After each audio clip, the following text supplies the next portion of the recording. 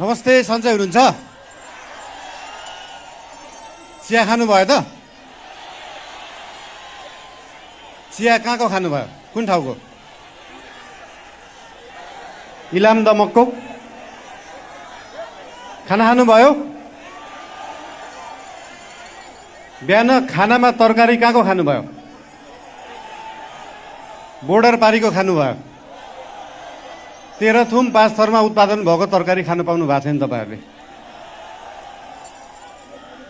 हाम्रै पूर्वी पहाडमा उत्पादन भएको तरकारीहरू, उब्जाहरू यही मुनि तराईमा झापा, सुनसरी, विराटनगरमा खान पाइएको छैन। यो दुःखको कुरा हो।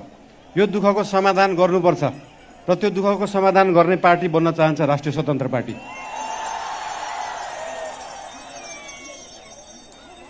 पूर्वी तराईका 3वटा 4वटा जिल्लाको फुल पोटेन्सियलमा धान उत्पादन गर्ने हो, चामल उत्पादन गर्ने हो भने देशभरिलाई खान पुग्छ।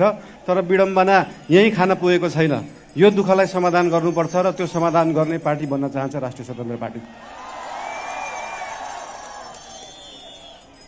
बर्खामा बाढी आउने, बाढीले खेती योग्य जग्गाहरू सबै बालुवाले पुरिदिने, सुक्खामा पानी नपाउने, सिँचाइ गर्न नसक्ने खेती योग्य जग्गाहरूलाई त्यत्तिकै राख्नु परेको हुन्छ। बेला बेलामा बाढी समाधान गर्न तटबन्ध बनाउने र सुक्खाको समयमा सिँचाइ दिने पार्टी बन्न चाहन्छ राष्ट्रिय स्वतन्त्र party.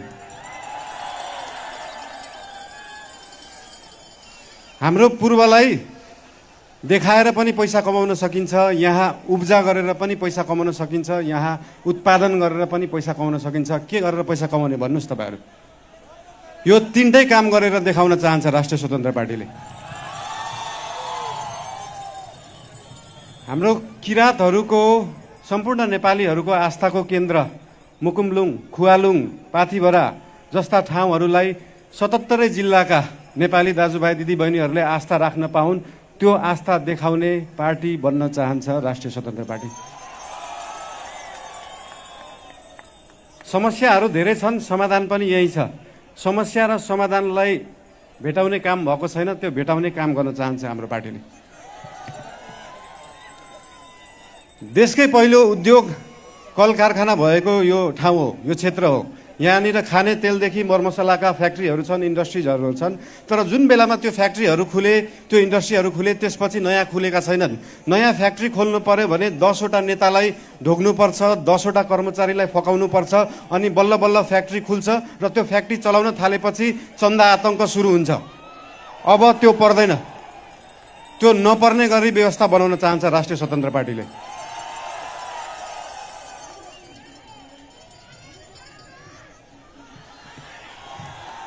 I love you too. I love you too.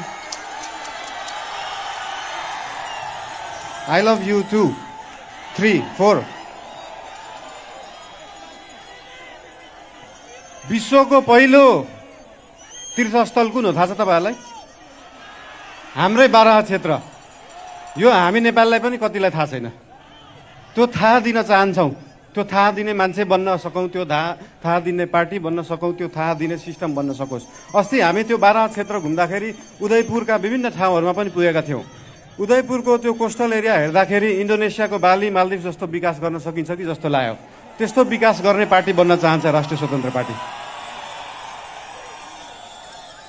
यता पिउने पानीको पनि धेरै समस्या छ।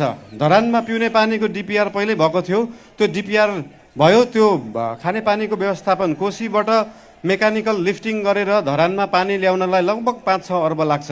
तर सायद यहाँका जनप्रतिनिधि त्यो सरकारमा पुगेन होला, त्यहाँको पार्टी पुगेन होला। कुन पार्टी पुग्छ अब त्यो सरकारमा?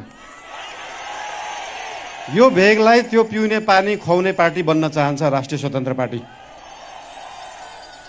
तपाईलाई थाहा छ नेपालको 60-70% फुटबल प्लेयर कहाँबाट निस्किन्छ?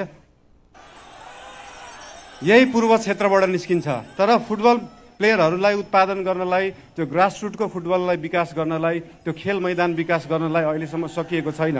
एउटा स्टेडियम बनाउन सकिएको छैन, ग्रासरुट लेभलको ट्रेनिङ सेन्टरहरू बनाउन सकिएको छैन। त्यो ट्रेनिङ सेन्टर बनाएर त्यो फुटबल विकास गर्नलाई आज गरेको हाम्रो इन्भेस्टमेन्ट 10 वर्ष पछाडि देखिन्छ। एउटा फुटबल प्लेयर राम्रो बन्नलाई कम्तीमा पनि 10,000 घण्टा प्र्याक्टिस गरेको हुनुपर्छ। त्यो प्र्याक्टिस गराएर राम्रो फुटबल प्लेयर उत्पादन गर्ने स्वभाव बोक्ने पार्टी बन्न चाहन्छ राष्ट्रिय स्वतन्त्र पार्टी। र अन्त्यमा जसरी यो सिलाम साकमा लासुजु यो सिलाम साकमाले मृत्युलाई छेक्छ, मान्छेलाई कालबाट जोगाएर राख्छ, त्यसरी नै देशलाई जोगाउने पार्टी बन्न चाहन्छ राष्ट्रिय स्वतन्त्र पार्टी। धेरै धेरै धन्यवाद। नमस्ते।